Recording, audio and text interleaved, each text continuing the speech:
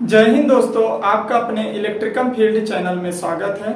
मैं पवन लेके आया हूं एनपीसीआई एग्जाम के लिए कंप्लीट इलेक्ट्रीशियन थ्योरी की फ्री क्लासेस।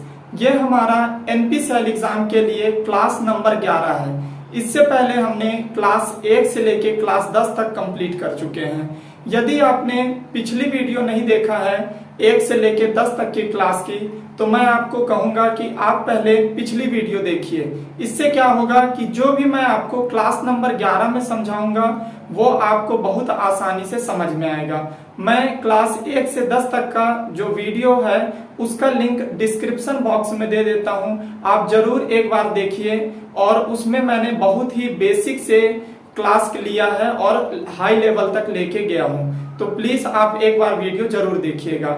एक और इंफॉर्मेशन दोस्तों कि ये जो क्लास है ये सिर्फ एनपीसीआई एग्जाम के लिए बस नहीं है, ये BARC, NVS, DRDO, GMRC, LMRC, ISRO, training officer, इन सभी टेक्निकल प्रतियोगी परीक्षाओं के लिए अत्यंत महत्वपूर्ण है। क्योंकि ये सभी जो टेक्निकल प्रतियोगी परीक्षाएं हैं ये सब आईटीआई के बेस पर होते हैं। तो आईटीआई के बेस पे हैं तो इनके लिए हमको इलेक्ट्रीशियन थ्योरी पढ़ना पड़ेगा। तो मैं आपको जो यहाँ पे एनपीसीआई एग्जाम के लिए जो इलेक्ट्रीशियन थ्योरी की फ्री क्लासेस करा रहा हूँ, ये इन सभी एग्जाम के लिए अत्यंत महत्वपूर्ण है। तो यही इंफॉर्मेशन था।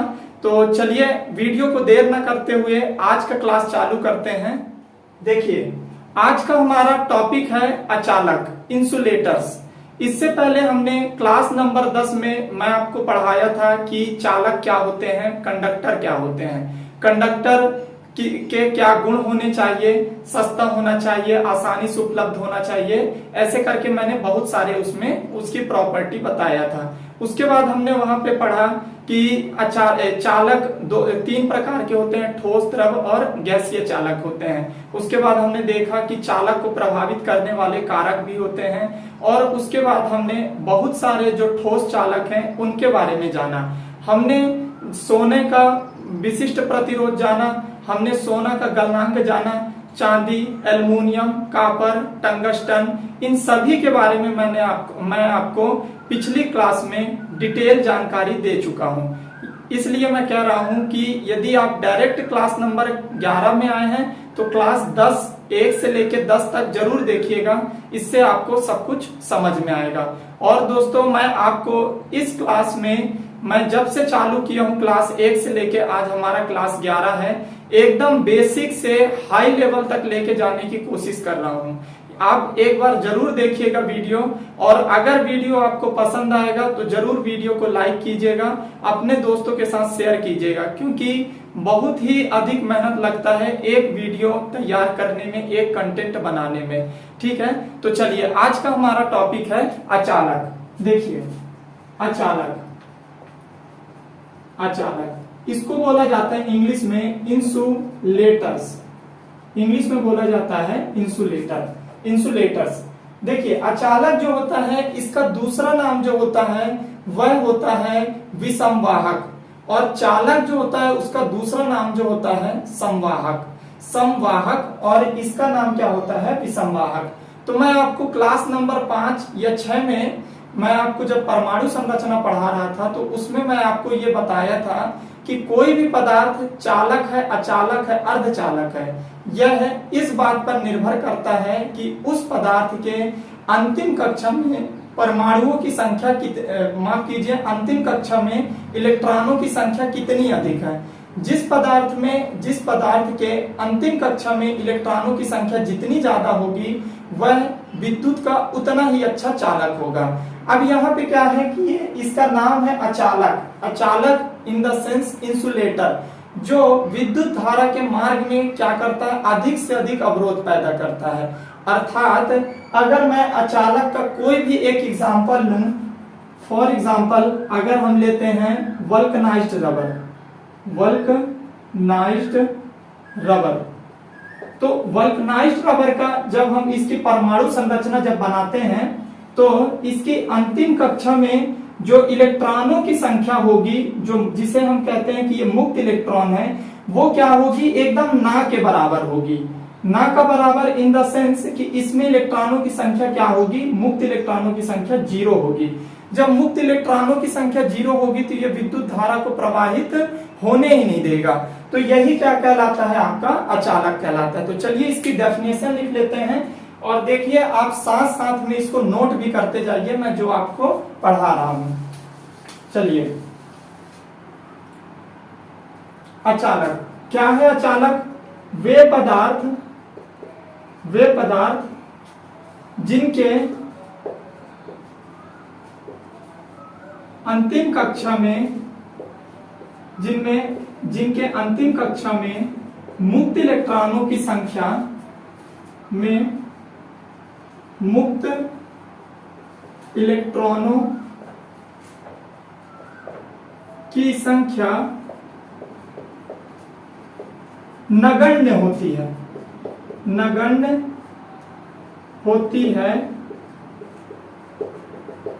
नगण्य होती है, वे अचालक कहलाते हैं। इसे विसंवाहक के नाम से भी जाना जाता है। तो आप इसको याद रखिएगा, विसंवाहक के नाम से भी जाना जाता है। आप साथ साथ नोट करते जाइए कि वे पदार्थ जिनके अंतिम कक्षा में मुक्त इलेक्ट्रॉनों की संख्या नगण्य होती है, वे अचालक कहलाते हैं। इसे विसंवाहक के नाम से भी जाना जाता है। अब देखिए, अचालक जो होता है इसको प्रभावित करने वाले कुछ कारक भी होते हैं। ठीक है, तो हम इसकी जानकारी ले लेते हैं कि अचालक को प्रभावित करने वाले कारक कौन कौन से होते हैं। तो नेक्स्ट हेडिंग डालिएगा आप, अचालक को प्रभावित करने वाले कारक।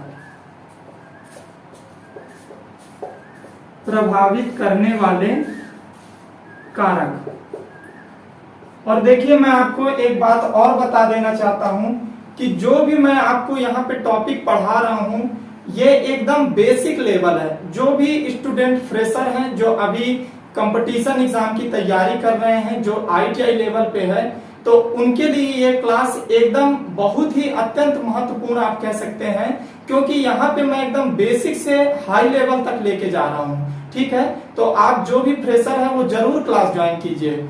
और तो देखिए, यहाँ पे अचालक को प्रभावित करने वाले कारक कौन कौन से होते हैं, ये कंपटीशन में आपका पूछा जाता है कि बताइए कि अचालक किन किन चीजों से प्रभावित होता है। तो पहला क्या होता है, अचालक को क्या चीज प्रभावित करता है? वर्किंग टेम्परेचर, अर्थात कार्यकारी तापमान। अब देखिए, मैं आपको बताता हूं ये क्यों। कार्यकारी तापमान, वर्किंग टेम्परेचर क्या करता है, कोई भी अचालक पदार्थ जब उस गर्म होता है, अत्यधिक मात्रा में गर्म होता है, तो उसकी अचालकता क्या हो जाती है? नष्ट हो जाती है। उसमें फिर वह अचालक का गुण क्या कर देता है? खो देता है। तो क्या होता है, अचालक किससे प्रभावित होता है? कार्यकारी तापमान से। मान लीजिए एक इंसुलेटर है, वो सिर्फ 11 kV उसके माध्यम से करंट फ्लो करवा सकता है। अब हम उसमें से उस इंसुलेटर से 33 kV या 66 kV करंट फ्लो करा रहे हैं, तो वो क्या होगा? वह अचालकता का गुण अपना खो देगा, जिससे क्या होगा कि जो भी पोल्स होगा, जो भी टावर्स होंगे, उसमें करंट फ्लो होना चालू हो जाएगा। तो कार्यकारी तापमान से अचालक क्या होता है? प्रभावित होता है। दूसरा क्या होता है? दूसरा होता है कार्यकारी वोल्टेज, जिसको हम बोलते हैं वर्किंग वोल्टेज। तो वर्किंग वोल्टेज से भी क्या होता है? अचालक क्या होता है? प्रभावित होता है। आप साथ साथ नोट करते जाइए।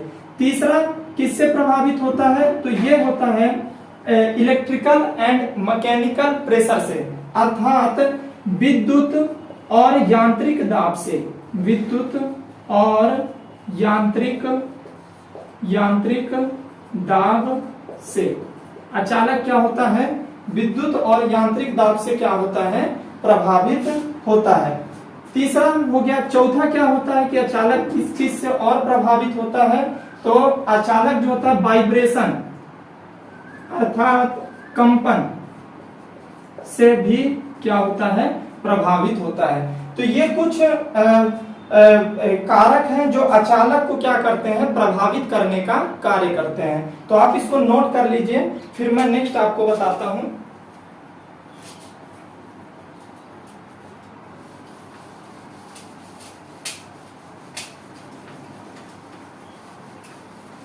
देखिए, जो भी मैं आपको बता रहा हूं आप उसको साथ साथ पढ़ते जाइए, रिवाइज करते जाइए। आप निश्चित ही जितने भी मैं आपको बताया हूं ITI लेवल पे जितने भी एग्जाम होते हैं, यदि आप एक बार अगर इलेक्ट्रीशियन थ्योरी कंप्लीट कर लेते हैं तो आपको इन एग्जाम को क्लियर करने में कोई समस्या नहीं होगी। ठीक है, तो चलिए देखिए, नेक्स्ट टॉपिक है हमारा अचालक का वर्गीकरण। अचालक का वर्गीकरण अर्थात अचालक कितने प्रकार के होते हैं, है ना। तो अचालक कितने प्रकार के होते हैं, अचालक 3 प्रकार के होते हैं। सामान्यतः तो 3 प्रकार के होते हैं, लेकिन एक और भी प्रकार होता है जो आज आप इस वीडियो में जानेंगे। देखिए, पहला होता है आपका ठोस अचालक, ठोस अचालक। दूसरा होता है आपका द्रवीय अचालक, द्रवीय अचालक। तीसरा होता है गैसीय अचालक, गैसीय अचालक। और देखिए, एक चौथा प्रकार भी होता है, आप इसको नोट रखिएगा, यहीं से क्वेश्चन पूछता है। एक होता है ठोस अचालक, एक होता है द्रवीय अचालक और एक होता है गैसीय अचालक। ठोस अचालक और द्रवीय अचालक के बीच का एक अचालक होता है जिसको बोला जाता है लचीला अचालक। ध्यान से सुनिएगा, ठोस अचालक और द्रवीय अचालक के बीच का भी एक अचालक होता है जिसको बोला जाता है लचीला अचालक। तो चौथा जो प्रकार होता है आप नोट कीजिएगा, लचीला अचालक, लचीला अचालक। तो अचालक कितने प्रकार के होते हैं, अचालक 4 प्रकार के होते हैं। एक होता है ठोस अचालक, द्रवीय अचालक, गैसीय अचालक और एक होता है लचीला अचालक। तो चलिए हम एक एक करके इन सब के बारे में जान लेते हैं कि क्या होता है। आप साथ में नोट भी करते जाइए। देखिए,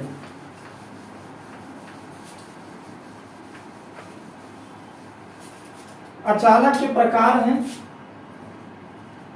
अचालक के प्रकार। उसमें से पहला है हमारा ठोस अचालक। देखिए, जैसा इसका नाम है वैसे ही इसकी क्या बनेगी परिभाषा। ठोस अचालक को इंग्लिश में क्या बोलते हैं, सॉलिड इंसुलेटर। ठीक है, तो ठोस अचालक किसको बोलेंगे, वे पदार्थ जिनकी आकृति और आयतन, जिनकी आकृति और आयतन दोनों क्या होते हैं, निश्चित होते हैं, क्या कहलाते हैं, ठोस अचालक कहलाते हैं। ठीक है, तो वही लिखना है हमको कि वे पदार्थ जिनकी आकृति तथा आयतन निश्चित होता है, जिनकी आकृति व आयतन निश्चित होता है, वे ठोस अचालक कहलाते हैं। वे ठोस अचालक कहलाते हैं। देखिए, एग्जाम में क्वेश्चन क्या पूछता है कि ऑप्शन दे देगा आपको कि बताइए निम्न में से ठोस अचालक है। ऑप्शन ए देगा अभ्रक, ऑप्शन बी देगा पीवीसी, ऑप्शन सी देगा हवा, ऑप्शन डी दे देगा आपको जल। तो अब बताइए कि इसमें से ठोस अचालक क्या है। ठीक है, तो मैं आपको यहाँ पे एकदम बेसिक टू हाई लेवल पढ़ाऊंगा, बस आप ध्यान से समझते जाइए। ठीक है, तो ठोस अचालक क्या बोलेंगे, जिसकी आकृति और आयतन, आकृति इन द सेंस साइज, और आयतन मतलब क्या होता है, वॉल्यूम, लंबाई गुणित चौड़ाई गुणित ऊंचाई हो। जिस पदार्थ के पास ये दोनों चीज होगा, आकृति और आयतन, वह क्या कहलाएगा, ठोस अचालक कहलाएगा। तो अब इसका उदाहरण आप याद रखिए कि ठोस अचालक के उदाहरण क्या क्या होते हैं। ठीक है, तो देखिए, सबसे पहला आप याद रखिए वल्कनाइज्ड रबर। अभी इसके बारे में मैं आपको आगे जानकारी दूंगा, तो इसलिए वीडियो के साथ बिल्कुल बने रहिएगा और वीडियो को स्किप मत कीजिएगा। मैं ये समझता हूं कि यदि आप कंपटीशन की तैयारी करते हैं तो जरूर वीडियो पूरा देखते होंगे क्योंकि आपको जानकारी चाहिए, ठीक है, और वो जानकारी मैं आपको यहाँ पे दे रहा हूँ। तो मैं यही उम्मीद करता हूँ कि आप वीडियो को बिना स्किप किए प्रश्न को, मेरे द्वारा बताए गए प्रश्न को समझते हुए आगे बढ़ रहे हैं। तो वल्कनाइज्ड रबर, एक उदाहरण वल्कनाइज्ड रबर। अभ्रक भी एक प्रकार का क्या है, ठोस अचालक है। एक आपका होता है एबोनाइट, एबोनाइट। एक होता है आपका माइकानाइट, माइकानाइट। अभी इनके बारे में मैं आपको डिटेल जानकारी भी दूंगा। एबोनाइट, माइकानाइट। आप एक लकड़ी ले लीजिए, स्लेट ले लीजिए, और आप ले लीजिए यहाँ पे लेदराइट पेपर ले लीजिए, लेदराइट पेपर। देखिए लेदराइट पेपर का उपयोग कहाँ पे किया जाता है, तो लेदराइट पेपर का उपयोग जो मशीनें होती हैं उनमें जो खांचे कटे होते हैं, तो वाइंडिंग डालते समय उन खांचों को तारों से विसंपर्क करने के लिए ही लेदराइट पेपर का उपयोग किया जाता है, ठीक है। तो जब हम एसी एंड डीसी वाइंडिंग पढ़ेंगे मशीन चैप्टर में, तो उसमें आपको मैं कंप्लीट जानकारी दूंगा। तो लेदराइट पेपर इत्यादि इसके क्या होते हैं, बहुत सारे उदाहरण होते हैं। तो आप इतना समझ गए हैं कि जिसकी आकृति तथा आयतन निश्चित होता है वे ठोस अचालक कहलाते हैं। उदाहरण आपके सामने है। दूसरा द्रवीय अचालक, आप साथ में लिखते जाइए, द्रवीय अचालक। देखिए द्रवीय अचालक किसको बोलेंगे, वे पदार्थ जिसकी आकृति निश्चित नहीं होती है, हाँ, परंतु उस पदार्थ का आयतन क्या होता है, निश्चित होता है। क्या कहलाता है, वह द्रवीय अचालक कहलाता है। द्रवीय अचालक में जैसे इसका नाम है वैसे इसका काम भी है, अर्थात इसमें बहने का गुण होता है, तो उसी को हम क्या बोलते हैं, द्रवीय अचालक। तो इसकी परिभाषा लिख लेते हैं। और देखिए एग्जाम में डायरेक्ट इसकी डेफिनेशन देके आपसे पूछ लेगा कि निम्न में से बताइए क्या है। ठोस का है, ठोस अचालक का परिभाषा है, द्रवीय अचालक का परिभाषा है, या गैसीय अचालक का परिभाषा है, या लचीला अचालक का परिभाषा है। तो इसलिए आपको ये डेफिनेशन भी, इसकी परिभाषा भी याद रखनी है। तो द्रवीय अचालक क्या कहलाता है, वे पदार्थ जिनकी आकृति तो निश्चित नहीं होती है, आकृति तो निश्चित नहीं होती है, आकृति तो निश्चित नहीं होती है, परंतु आयतन निश्चित होता है। परंतु उस पदार्थ का आयतन निश्चित होता है, आयतन निश्चित होता है। क्या कहलाता है, द्रवीय अचालक कहलाता है, द्रवीय अचालक कहलाता है। द्रवीय अचालक में एक बात और आपको लिख लेना है आगे कि द्रवीय अचालक में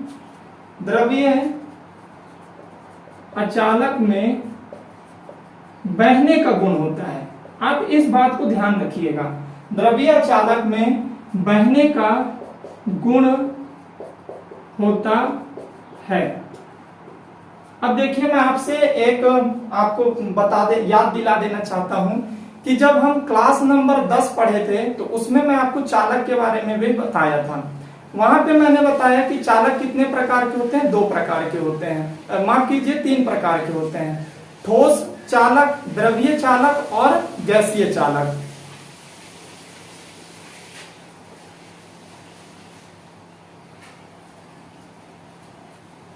ठोस चालक होता है, द्रव्य चालक होता है और गैसीय चालक होता है। मैं वहां पे आपको बताया था कि जो जल होता है वह एक प्रकार से किस प्रकार के चालक के अंतर्गत आता है, तो द्रव्य चालक के अंतर्गत आता है, ठीक है। जल में भी क्या था, बहने का गुण था, उसकी आकृति निश्चित नहीं थी। और यहाँ पे भी वही है कि जो द्रवीय चालक है उसकी आकृति तो निश्चित नहीं है, परंतु आयतन क्या होता है, निश्चित होता है। अर्थात अगर मैं द्रवीय चालक को एक सिलेंडर के बर्तन में रखूं, आकार के सिलेंडर के आकार के बर्तन में रखूं तो उसी के आकार का हो जाएगा। अगर मैं उसको एक टैंक के आकार के बर्तन में रखूंगा तो वो उसी तरीके से बन जाएगा। तो वही है कि आकृति तो निश्चित नहीं है परंतु आयतन उसका क्या है, निश्चित है। तो इसका उदाहरण आप लिख लीजिए कि मोस्ट रिपीटेड क्वेश्चन है कि द्रव्य चालक है, ऐसे करके पूछते हैं द्रव्य चालक है, ऑप्शन दे देंगे। तो आपको याद रखना है कि जो खनिज तेल होता है, खनिज तेल जिसको हम क्या बोलते हैं मिनरल ऑयल बोलते हैं, ठीक है। खनिज तेल जो होता है जिसको हम मिनरल ऑयल बोलते हैं, वह है द्रव्य चालक का क्या होता है, उदाहरण होता है। आई होप आपको यहाँ तक समझ में आ गया होगा, तो आप इसको नोट कर लीजिए। नेक्स्ट हम करने वाले हैं गैसीय चालक के बारे में, तो आप इसको नोट कर लीजिए।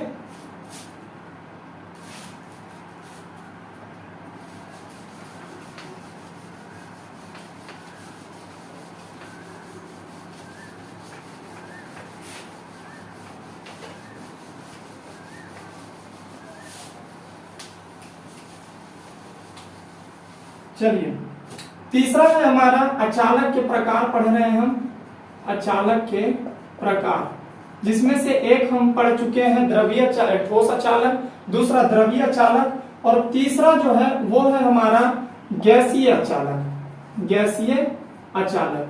तो देखिए, गैसेस इंसुलेटर क्या कहलाते हैं, गैसेस इंसुलेटर क्या कहलाते हैं, इसकी डेफिनेशन क्या बनेगी कि वे पदार्थ जिनकी आकृति और आयतन दोनों क्या होते हैं, अनिश्चित होते हैं, वो क्या कहलाते हैं, गैसीय अचालक कहलाते हैं। सिंपल परिभाषा है, और आपको ये समझ में भी आ गया होगा कि गैसीय अचालक क्या कहलाते हैं कि वे पदार्थ जिनकी आकृति व आयतन, जिनकी आकृति व आयतन अनिश्चित होता है, अनिश्चित होता है, गैसीय अचालक कहलाता है, गैसीय अचालक कहलाता है। ठीक है, तो ये आपको समझ में आ गया कि गैसीय अचालक है क्या। अब इसके उदाहरण क्या क्या बनते हैं कि हम किसको बोलेंगे गैसीय अचालक है ये। तो देखिए, सबसे अच्छा उदाहरण जो है गैसीय अचालक का वो है हमारा शुष्क वायु। ध्यान से समझिएगा, शुष्क वायु। यदि आपका उदाहरण में नमी सहित वायु अगर आता है तो वह गैसीय अचालक के अंदर नहीं आएगा, ये आपको ध्यान रखना है। शुष्क वायु, इसको अगर इंग्लिश की मैं बात करूं तो ड्राई एयर बोलते हैं इसको, ड्राई एयर। तो ड्राई एयर जो होता है वो गैसीय अचालक का सबसे अच्छा उदाहरण है। ठीक है, और भी मैं बता रहा हूं। अब मैं आपको बताता हूं शुष्क वायु का सबसे अचालक के रूप में कहां पे अच्छा काम करता है। तो जो हमारे ट्रांसमिशन लाइनें होती हैं, आपने देखा होगा कि जो ऊपर कंडक्टर जाता है, आपने देखा सफेद सफेद कंडक्टर जाता है और उसमें क्या होता है, तारे जो होते हैं इस तरीके से मुड़ी हुई होती हैं, उसी को हम बोलते हैं बंडल्ड कंडक्टर बोलते हैं। तो वो जो तारे होती हैं उसका जो नाम होता है वो होता है ACSR, aluminium conductor steel reinforced. तो उस प्रकार के जो केबल ऊपर से जाते हैं, जो वायर जाते हैं, तो उन्हें अचालकता प्रदान करने का जो काम करता है वो कौन करता है, शुष्क वायु या ड्राई एयर जो होता है वह अचालकता प्रदान करता है। ठीक है, तो इसकी भी अपनी क्या होती है, एक क्षमता होती है कि कितने किलो वोल्ट तक, कितने केवी तक यह कितने केवी तक उस कंडक्टर में प्रवाहित होने वाले जो वोल्टेज है उसको अचालकता दे सकता है। ठीक है, तो इसकी अपनी क्या होती है, एक क्षमता निर्धारित होती है। सभी जितने भी पदार्थ होते हैं उन सभी की क्या होती है, क्षमता होती है। तो शुष्क वायु आपको समझ में आ गया होगा। दूसरा इसका सबसे अच्छा उदाहरण मैं बताऊं तो वो होता है आपका हाइड्रोजन। देखिए, हाइड्रोजन जो होता है ये एक आपके ये तो पीरियोडिक टेबल में फर्स्ट नंबर पे आता है, और ये विवादस्त है कि इसको कहीं कहीं पे चालक के रूप में भी कंसीडर किया जाता है, कहीं पे अचालक के रूप में। तो अभी आपको यदि ऑप्शन में हाइड्रोजन आता है तो आप इसको अचालक मान के ही चलिएगा, हाइड्रोजन होता है। और एक होता है नाइट्रोजन।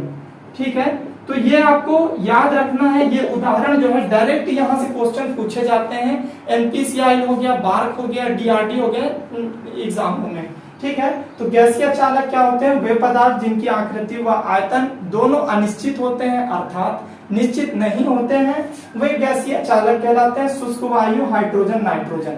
चलिए, नेक्स्ट जो है वो है हमारा लचीला चालक। आप इसको ध्यान से समझिएगा। लचीला अचालक। लचीला अचालक क्या होता है, देखिएगा। लचीला अचालक तो वे पदार्थ जो ठोस और द्रव के बीच का गुण रखते हैं, अर्थात ना तो वो ठोस ही है ना तो वो द्रव ही है, अर्थात वो क्या है, इन दोनों के बीच के गुण को जो रखते हैं वो क्या कहलाते हैं, लचीला अचालक कहलाते हैं। तो इसकी परिभाषा आप लिखिए कि वे पदार्थ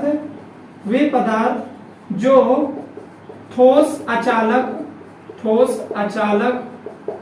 व गैस माफ कीजिए द्रवीय अचालक, ठोस अचालक व द्रवीय अचालक के मध्य का गुण रखते हैं, उसके बीच का गुण रखते हैं, के मध्य का गुण रखते हैं, वे लचीला अचालक कहलाते हैं।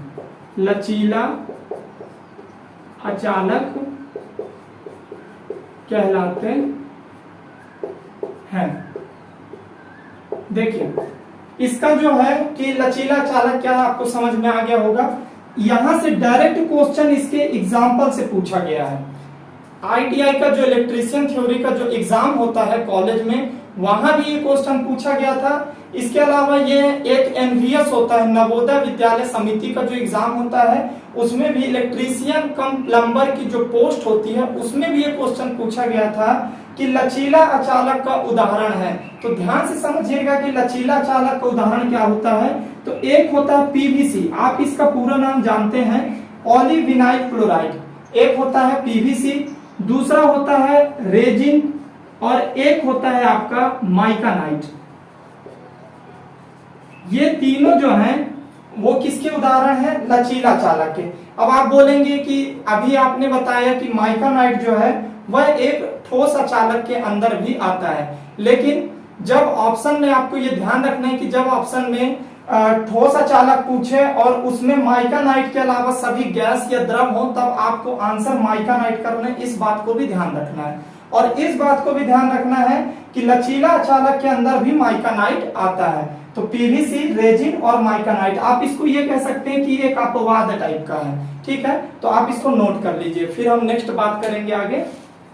हमने क्या क्या पढ़ा, अचालक क्या होता है, अचालक कितने प्रकार के होते हैं, ठोस अचालक होता है, द्रवीय चालक होता है, गैसीय चालक होता है, और एक क्या होता है, लचीला चालक होता है। लचीला चालक जो होता है वो ठोस अचालक और द्रवीय चालक के बीच का जो अचालक होता है, अर्थात उन दोनों के समान ही आधा आधा गुण रखता है, वह क्या कहलाता है, द्रवीय लचीला चालक कहलाता है।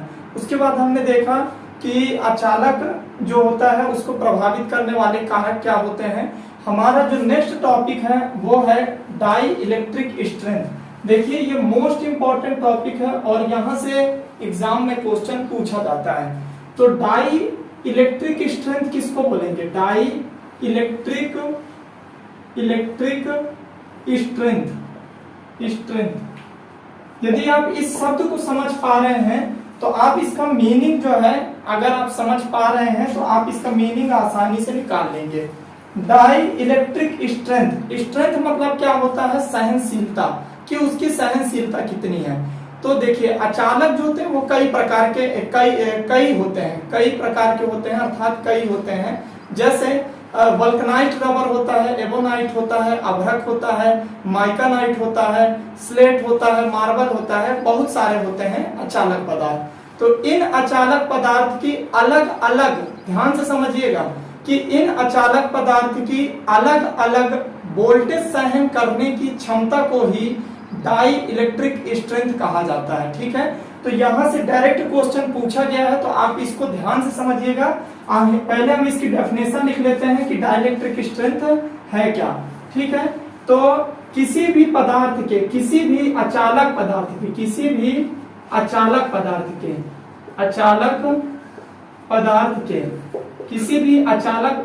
के अलग अलग, ध्यान से समझिएगा, अलग अलग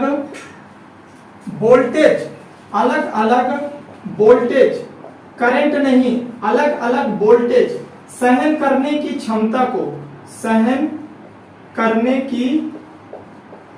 क्षमता को उस पदार्थ का उस अचालक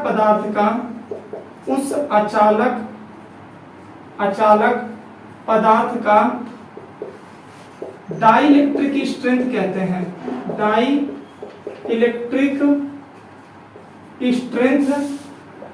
डाइलेक्ट्रिक स्ट्रेंथ कहते हैं।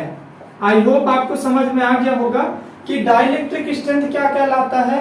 किसी भी अचालक पदार्थ के अलग अलग वोल्टेज सहन करने की क्षमता को उस अचालक पदार्थ का डाइलेक्ट्रिक स्ट्रेंथ कहा जाता है। अब देखिए यहाँ से जो मोस्ट क्वेश्चन है जो इस डाइलेक्ट्रिक स्ट्रेंथ से बनता है वो ये होता है कि कंपटीशन में पूछा जाता है, एग्जाम में पूछा जाता है कि डाइलेक्ट्रिक स्ट्रेंथ को किस में मेजरमेंट किया जाता है या डाइलेक्ट्रिक स्ट्रेंथ की इकाई क्या होती है। तो आपको याद रखना है कि इसकी जो इकाई होती है किलोवोल्ट प्रति मिलीमीटर होता है, मिलीमीटर होता है। ध्यान से याद रखिएगा कि डाइलेक्ट्रिक स्ट्रेंथ की जो इकाई होती है, यूनिट जो होती है वो क्या होती है, किलोवोल्ट प्रति मिलीमीटर। हम इसको ऐसे लिख सकते हैं, किलोवोल्ट प्रति मिलीमीटर। ठीक है, तो ये मोस्ट इंपॉर्टेंट पॉइंट है डाइलेक्ट्रिक स्ट्रेंथ के बारे में कि उसकी जो इकाई होती है वो किलोवोल्ट प्रति मिलीमीटर होती है। आप इसको नोट कर लीजिए। चलिए नेक्स्ट टॉपिक हम देखेंगे इसके बाद।